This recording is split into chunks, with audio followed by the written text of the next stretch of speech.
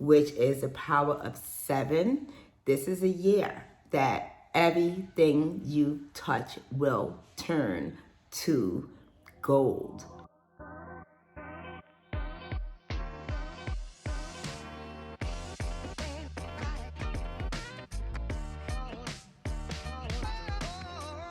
Hello, ageless beauties. How are you? Happy New Year. You've entered another year, but I'm super excited about this year because if you didn't know, you have just entered a year where you can have everything happen for you without any question whatsoever. If you can tap into a very strong and non-failing principle in the Bible, which is the power of 7, this is a year that everything you touch will turn to gold. Now, why am I saying it's the year of 7? It's 2023, Nikki, what do you mean? 2023, when you add them up, 2, 2, 0, 2, 0, 2, 0, 2, and 3, it adds up to the divine number of 7. And 7 is the number of creation. It is the number of divine protection, divine blessings, divine health, completion, fulfillment, and actually divine perfection in your life. Do you know what that means for you? That means you have the opportunity to make everything happen for you, no matter what you have sown in the past. It's not gonna matter. If you tap into this principle, everything you've ever wanted to go well in your life can go right this year. The next year of 7 is 9 years away, 2032. I don't think you should wait that long. Clearly, it's here. Now that you know this information, do not let it pass you by. Let's talk about the divine number of 7 and what it means in the Bible. Of course, everybody knows God created the world in 7 days. Now, 7 in summary is a number of completion and perfection, and it is directly connected to God's creation. This is why this is a year that you can tap into that spiritual principle, and everything you touch will be created with divine perfection and completion. And in the entire Bible, combined with 7th and sevenfold, it appears over 850 times. As a matter of fact, the word created is used 7 times in the Bible. Of course, then you know God created the world with 7 days in a week, and the 7th day is the day of Sabbath or rest. Now, the original Bible, it was divided in, guess what? 7 ways. It was the law, the prophets, the Psalms, the Gospels and Acts, the epistles of Paul, and the book of Revelations. 7 divisions of the Bible. It truly is. I know, some people do numerology. I don't do numerology. I don't really know it well, but I do know the significance of usage in the Bible, and I have put this to test. It's not like I'm just speaking out of what I believe or what I think or anything like that. The principles in the Bible, the significant points in the Bible, I have put them to test, and they have never failed. They've literally never failed. So when people argue me things like, God's not your Santa Claus. He's not just gonna give you what you want. Well, yeah, no. When the Bible says, ask and believe you shall receive, and you actually believe it, like believe it in your heart, like he says, it will come to pass. When you follow that principle, specifically as it's taught, I have proven it, it comes to pass. And this 7 is something that you do not want to miss. The reason I love it so much, number 1, pretty much nothing you do can fail. Only you can allow it to fail. You cannot be in the principle, not be conscious, fall out of faith for it, and then it'll fail. It just seems like every other year. Nothing seems different. But with this divine year, if you call on that principle, call on the protection of God within that principle, have the faith necessary, no matter what it seems like, it will bear fruit for you. This is not a year you want to skip. I want to go back to the 7s really quick to just tell you a little more significance in the Bible of how important the number 7 is. Let's speak about Jesus. Did you know that Jesus made, 7 statements from on the cross? He said, Father, forgive them, for they know not what they do. He said to the other guy that was hanging, the criminal on the other cross, truly I say to you, today you will be with me in paradise. He said to his mother in the same breath to his disciple, woman, behold your son. And then to his disciple, behold your mother. He said, Eli, Eli, lema sabachthani, which of course you know is my God, why have you forsaken me? He said, I thirst. He said, it is finished. Look at this. He said it is finished. He said it is finished on his sixth statement on the cross, like the creation of the world. On the sixth day, God was finished. And finally, he said, Father, unto your hands I commit my spirit. Done. The day of rest, the divine moment where everything has been completed. Do not underestimate the power of this 7.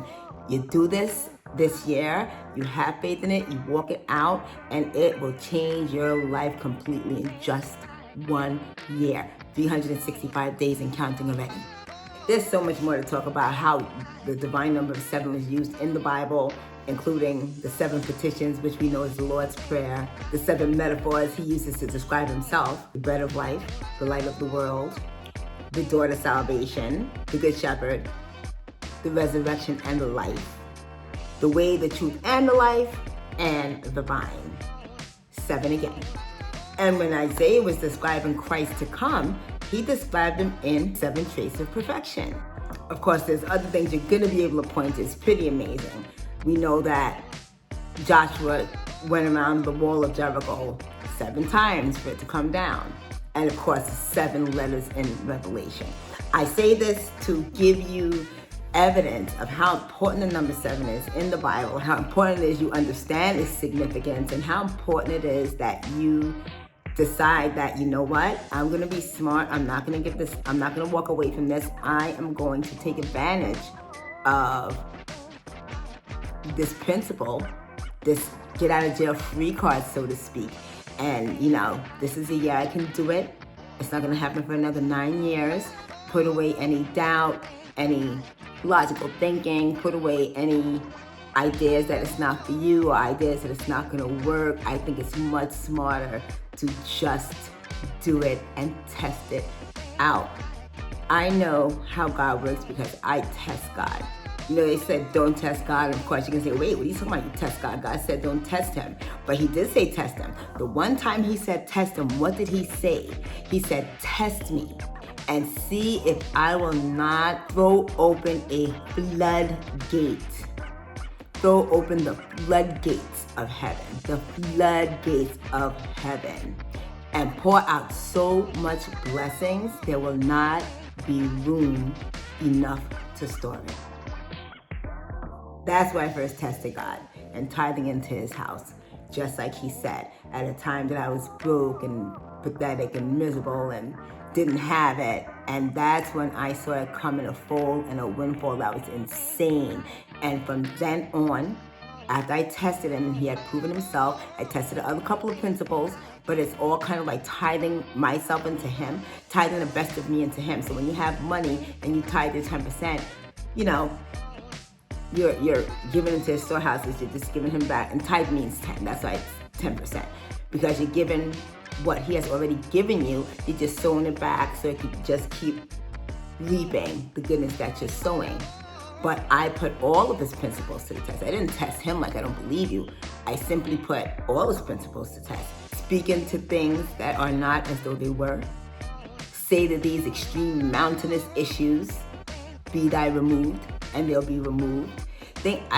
I personally feel like I'm completely in love with God, and I don't want it to sound selfish, like, oh, you're like a getter, you're just getting from God, you think he's Santa Claus. No, I think he's a loving father that really wants to bless me, and as long as I'm doing what I'm supposed to do as his daughter to my ability, because I'm imperfect, I'm just a human and I've screwed up a lot of times. Sometimes I do have to reap what I've sown, but he loves me and he wants me blessed, and he gives us these opportunities to fall into his way so we can be blessed. So now this was not supposed to be a sermon, but it's that serious. This is so serious for me, and I would love to see all you capitalize on this. I'd love to see you get the benefit, and this is a good time if you don't really think you know God or trust God or believe in God. You know what? This is a pretty good time to, see if his word is true. You know, you have to have the faith, you have to have the love, you have to have the faith, you have to have the trust. You can't keep doubting. Your doubt will pull things down. Your mouth will pull things down. Don't say things like, this is not going to work, my business is not going to happen, this is blah, blah, blah, blah, blah, blah. Don't say anything negative, no negative speak whatsoever. Just walk it out. Faith is a child. Don't even think about it or worry about it. Put in order what you want. Put it on the calendar. Walk it out like you really don't care if it fails. Like you really don't have a concern at all, and it would all come to pass. And that's this year, because none of your mistakes are gonna matter. Nothing you do wrong in this divine year 7 is going to matter. Usually what we do wrong will collapse what we're trying to do right. That's not the case this year. So tap into it. And this is the part you want to tap into. You remember when God originally created the world, he did everything. He worked for 6 days and then he rested on the 7th day. He rested on the 7th day because everything was complete. Everything was perfect at that point. He rested from all the work he has done. 7 was the day to just sit back and watch the fruit. And this is a concept for the year. No matter what you're doing, it's done. It's perfected. It's time to sit back and watch the fruit. So you do things in principle, you walk out your walk, but you don't have to worry about making it come happen. It's already done. The work is already finished. All you have to do is follow the principle and you will see it come to pass. This is 365 and counting down already, days you have to turn your life around. I really hope you do it. I'm actually gonna open a Facebook page and I'll put the link below. Anybody that's interested in taking this walk and making their life a complete divine output for one whole year, follow me. Let's do it together. Let's get this done. Do not skip this. I mean, come on. If you want good life and you have like a get out of jail free card or a free pass to do it, why would you not take advantage of it? If you don't believe it, why would you not try? And the thing is about faith. So all you have to do is tell yourself, I'm just gonna give it up. I'm not gonna overthink it. I'm just gonna do what I wanna do anyway to best my life. Not fall for the tricks that come at me, making it look like it's not happening. Just follow it and see it through. You will be thrilled, your life will be blessed. The society is going a little nutsy right now. I don't know what's going on, but you wanna have yourself kind of set up. So let's say you just give me the benefit of the doubt and you're like, okay, Nikki, I'm gonna believe you. I'm gonna believe you and walk it. So you do that. And at the end of the year, you're seeing all kinds of fruit because you want to kind of squeeze in everything at the same time. Try to get that perfection blessing on everything that you desire to come to pass. And build up your storehouses, fill it to the rim. Because society's going super wonky right now. Nobody knows what's going on. And the reality is when you go back to, you know, what you do is what brings a result. When you go back to being pretty much responsible for everything that happens in your life, you really don't know what you're going to be able to do or what you're going to be facing. So let's say you said, you know what, I'm going to buy all this real estate in 2024. And then in 2024, interest rates are now 12% and you can't do it. Or there's this crazy new, what is that thing they're trying to do? Social money thing. Like, what is it? Like a social kind of welfare check for everybody. And now you have no opportunity to save or build generational wealth or whatever have you. And you know, it may not happen. That's not even the point. But the point is, if you have an opportunity to build way beyond your biggest dream right now, and all you have to do is rely on walking out your walk, not getting discouraged, not letting any enemy trip you up, and just walk it out and have it. Why wouldn't you? Best case scenario, you have now built foundation for general wealth and protection in your family. You've built up your health. You've built up your psychological and mental perseverance and strength. You really built a good base and level for yourself. Maybe you built up your family. Maybe you built up your kids. You've done nothing but good. And that can move into the future. Worst case scenario, you've done all of these things and you just tapped into a time where it'd be much harder, almost impossible to do it in a little while. So again, I love this year. I hope you jump on board. I hope you don't push it away as something woo-woo because you're gonna miss out. Don't miss out. I'm gonna put a link. I'm gonna put it together. I'm not really sure If it's gonna go beyond like a Facebook group, right now it's pretty much the easiest way to get things done, a Facebook group. So we'll do it in there. I'll create one, I'll put the link. Then for most of this year, this channel will be following what I'm doing to capitalize on the year, the divine year of 7. I missed you guys. Don't forget to like, subscribe, and bell. This is the part where you do that. And then drop down and get into that group. It's going to get bubbling soon. It's not going to be today. I'm just opening it for a couple of days. You'll probably just see like an introduction and a couple of things. And then we are going to get on the grind. The rest of the year, I'm going to share what I'm doing, how I'm doing it, how we're bringing it to pass. I'm capitalizing on this. I hope you do too. I know for a fact next week we are going to do a vision board. You absolutely have to have a vision. That's another one of God's principles. You must have a vision for things to come to pass. You cannot say, you know, I kind of want to buy that business, that hair business this year. If you don't have a vision of the business that you want to open, it's not going to come. It's not a good chance it's going to come. And it's definitely not going to come within that divine protection and success that should be coming with it. So next week, we will be doing a vision board. Join me.